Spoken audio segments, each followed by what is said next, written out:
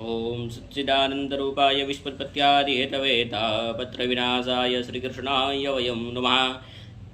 आवला श्रीमद् भागवत એટલે દિવ્ય ભાગવત ભાગવતજીમાં એક પર માં રૂકમણી સ્તુતિ કરે છે। રૂકમણી પત્રમાં ભગવાન માં રૂકમણી ભગવાનને સ્તુતિ કરતા લખે છે પુરતૈસ્તદત્ત નિહમ પ્રતદેવ વિપ્ર ગુરુવર્ચનાની વિલલમ ભગવાન પરેશા આરાધિતો ગ્રધિગ્રદાગ્રજયેત્યપાણિમ ગ્રહણ ભગવાનને સ્તુતિ કરી છે।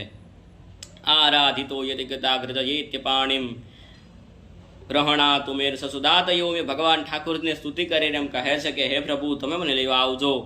પુરતેશ તદત્તર્યમાં વ્રતદેવ વિપ્ર હે હું તમારા વ્રત કરીશ, જપ કરીશ, ઉપવાસ કરીશ, કથાઓને સાંભળીશ, પણ ઠાકોરજી તમે મને લઈ જાજો।